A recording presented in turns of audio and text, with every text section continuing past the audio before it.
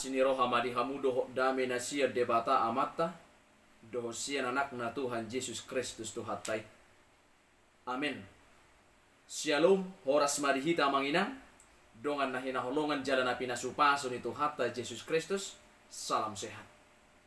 Firman Tuhan di dalam persekutuan kita di pagi hari yang indah ini tertulis dalam Yakobus pasal 4 ayat yang ke-15. Demikian bunyi firman Tuhan.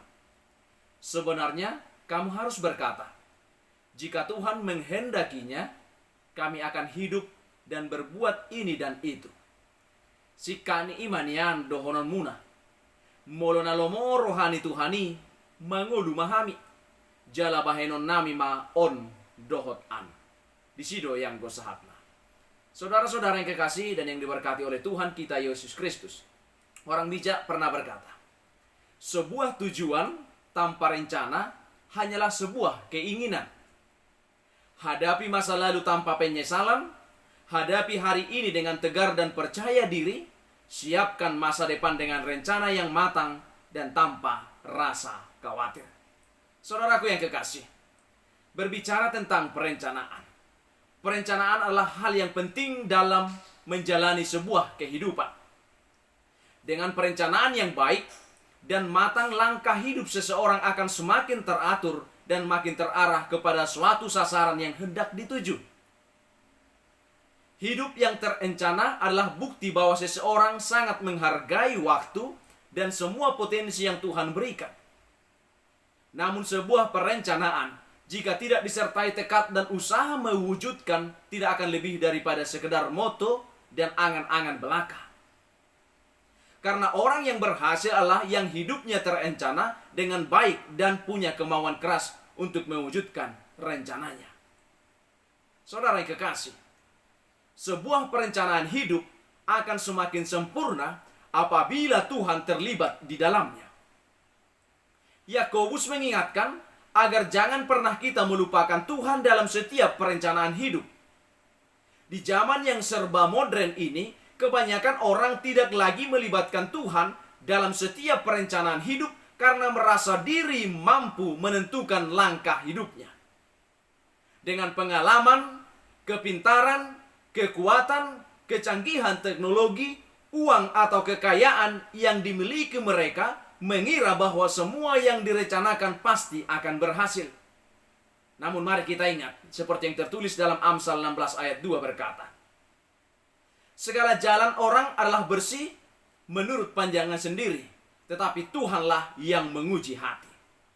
Segala jalan orang adalah bersih menurut pandangannya sendiri, tetapi Tuhanlah yang menguji hati. Orang yang melupakan Tuhan dalam setiap rencana hidupnya sama artinya meremehkan Tuhan, mengabaikan kehadirannya, menganggap seolah-olah Tuhan tidak ada dan tidak punya kuasa. Yang menjadi akar persoalannya adalah kesombongan. Saudara-saudara yang kekasih, orang yang sombong dan angkuh meyakini bahwa ia mampu mengatasi semua persoalan hidupnya dengan kekuatan yang dimilikinya. Padahal ada banyak hal di dunia ini yang tidak bisa diprediksi, unpredictable. Apa yang akan terjadi esok, lusa, minggu depan, bulan depan, tahun depan, tidak ada pun yang tahu, tak seorang pun dari antara kita. Oleh karena itu, kitab Amsal berkata dalam Amsal 27 ayat 1. Janganlah memuji diri karena hari esok, karena engkau tidak akan tahu apa yang terjadi di hari itu. Kehidupan ini tidak selurus dan semulus yang kita bayangkan. Terkadang ada kejutan-kejutan yang tidak pernah kita harapkan. Sementara kita hanya bisa menduga-duga dan mengira. Bapak, Ibu, serta saudara-saudara yang diberkati oleh Tuhan kita, Yesus Kristus. Dalam menjalani kehidupan kita, sering membuat perencanaan mengenai hal-hal yang akan kita lakukan ke depan. Tak jarang menimbulkan pertanyaan dalam diri kita. Apakah rencana yang kita buat ini sesuai dengan kehendak Tuhan? Apa betul-betul rencana ini untuk kemuliaan Tuhan? Atau malah sebaliknya? Menjadi kepentingan diri saya sendiri dan dunia ini? Memang membutuhkan perenungan dalam diri kita dengan Tuhan untuk mengetahui apakah itu berkenan di hadapan Tuhan.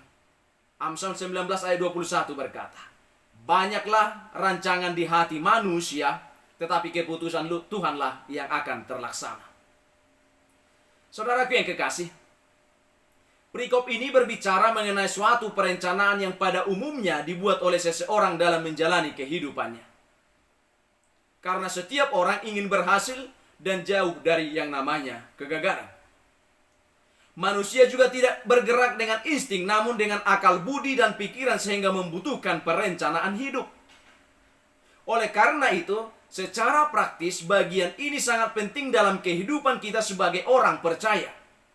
Sekaligus mengingatkan kita tentang apa yang sebenarnya sudah kita ketahui, namun sering sekali kita lupakan dan kita abaikan, yaitu bahwa hidup kita tidak sepenuhnya berada di dalam kontrol kita, di dalam kekuasaan kita, khususnya masa depan kita. Timbul pertanyaan sekarang, Amanginang, bagaimanakah membuat rancangan dan rencana yang sesuai dengan kehendak Tuhan? Dalam kitab Yakobus memberikan nasihat praktis bagi jemaatnya melalui surat yang ditulisnya sebelum ia meninggal karena martir. Pada perikop yang berjudul Jangan Melupakan Tuhan dalam Perencanaan, memaparkan beberapa prinsip rohani dalam membuat perencanaan dalam hidup ini yang sesuai dengan kehendak Tuhan.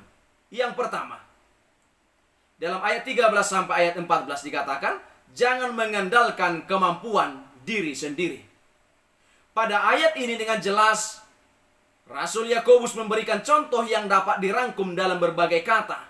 Yang pertama, waktu, hari ini atau besok, setahun.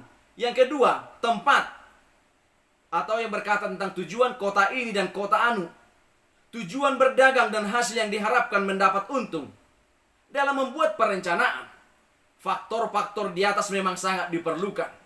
Tetapi seolah-olah manusia tahu bahwa dia dapat mengusahakan sesuatu jika dia mampu melakukan tanpa mengingat sedikit pun pada penciptanya yang memberikan hikmat kepadanya untuk memikirkan hal yang baik. Firman Tuhan berkata dalam Yeremia 17 ayat 5 dan ayat 7. Terkutuklah orang yang mengandalkan manusia dan yang hatinya menjauh daripada Tuhan. Diberkatilah orang-orang yang mengandalkan Tuhan. Sebagai orang percaya, kita perlu mengikut sertakan Yesus dalam membuat perencanaan bagi hidup kita. Karena dialah yang memiliki hidup ini. Yakobus menanyakan, apakah arti hidup ini? Hidup ini seperti uap yang sebentar saja kelihatan lalu lenyap, ayat 14. Dengan kata lain, Yakobus ingin mengatakan bahwa hidup ini sangat singkat dan kita tidak tahu atau tidak bisa memprediksi kapan akhir hidup tiap-tiap orang. Inilah rahasia Allah. Oleh sebab itu, dalam setiap perencanaan yang kita buat, jangan lupa untuk mengikut sertakan Yesus sebagai Allah kita agar rencana yang kita buat berkenan baginya. Yang kedua, berserah pada kehendak Tuhan, ayat yang ke-15. Yakobus dalam terjemahan lain mengajarkan bagaimana kita harus membuat perencanaan dalam hidup dengan mengatakan, jika Tuhan menghendaki dan jika kita masih hidup, saya akan melakukan hal ini dan hal itu. Kata-kata ini tidak boleh diartikan bahwa kita hanya berpangku tangan saja tanpa mengerjakan atau merencanakan sesuatu. Kata akan merupakan kata yang mengacu pada sesuatu yang akan datang atau konteks dalam perencanaan. Penekanan Yakobus di sini adalah penyerahan total hidup kita pada kehendak Tuhan selama kita masih memiliki kesempatan untuk hidup. Dalam pengertian lain, Amanginang, kita harus mengisi hidup kita dengan sesuatu yang dikehendaki oleh Tuhan, bukan mengikuti keinginan kita sendiri.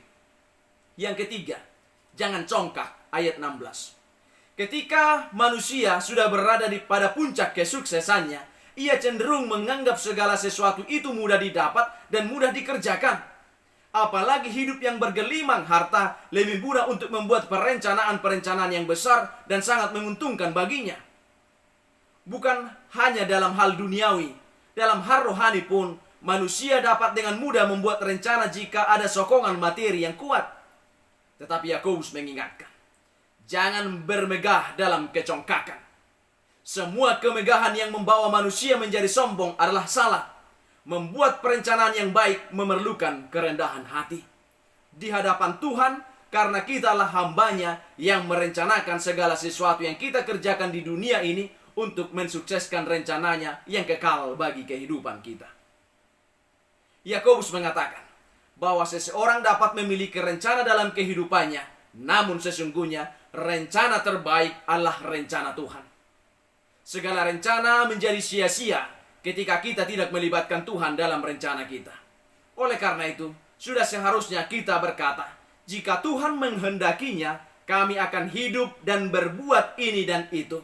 Kita boleh saja memiliki rencana yang luar biasa, tapi kembali lagi, serahkan rencana kita ke dalam tangan Tuhan dan berdoalah. Jika Tuhan menghendakinya, saya akan melakukan rencana saya, yaitu ini dan itu. Ketika kita tidak melibatkan Tuhan dalam rencana kita, sesungguhnya kita telah bersikap congkak dan bersikap sombong. Ayat yang ke-16. Bukankah hidup kita hanya sebentar saja? Jika dibandingkan dengan kekekalan, hidup kita di dunia ini hanya sebentar. Bahkan dikatakan Yakobus mengibaratkan hidup kita di dunia ini sebagai uap yang hanya kelihatan sebentar lalu langsung lenyap. Saudaraku yang kekasih, yang harus kita sadari adalah bahwa rencana kita mungkin adalah yang terbaik menurut kita, namun belum tentu terbaik menurut Tuhan. Tapi satu hal yang pasti adalah bahwa rencana Tuhan pasti adalah rencana yang terbaik bagi kita. Ketika kita menyerahkan rencana kita kepada Tuhan, mungkin saja Tuhan tidak berkenan atas semua perencanaan kita, tetapi ketahuilah, Tuhan sedang membuat rencana yang indah bagi kita, yaitu rencana damai sejahtera dan bukan rencana kecelakaan, dan memberikan hari depan yang penuh pengharapan. Yeremia 29 ayat 11. Rencana Tuhan mungkin akan membawa kita keluar dari zona nyaman kehidupan kita. Rencana Tuhan mungkin akan membuat kita harus berkorban banyak. Tapi saya yakin bahwa rencana Tuhan itu selalu memiliki akhir yang indah. Mungkin saat ini kita tidak mengerti apa rencana Tuhan, tetapi pada saatnya nanti kita akan mengerti. Mari kita sama-sama belajar dari Tuhan Yesus yang berkata kepada, "Iya Bapa, iya Bapakku, jikalau sekiranya mungkin, biarlah cawan ini lalu daripadaku, tetapi janganlah seperti yang ku kehendaki, melainkan seperti yang Engkau kehendaki." Jangan pernah mengandalkan kekuatan kita untuk merencanakan sesuatu tanpa berdoa terlebih dahulu atau penyerahan kepada Tuhan. Saudaraku yang kekasih, hidupmu mungkin tak sesuai dengan rencanamu, namun selama itu sesuai dengan rencana Tuhan, sebenarnya hidupmu sudah terencana dengan baik.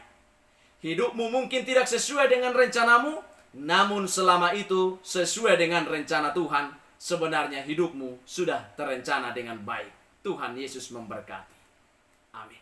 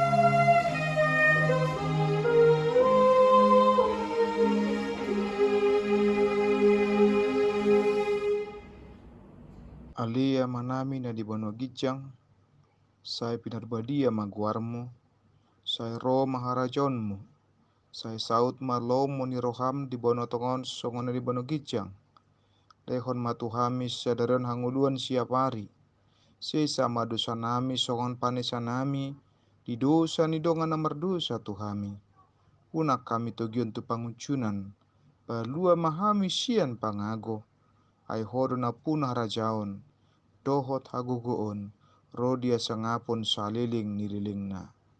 Amin.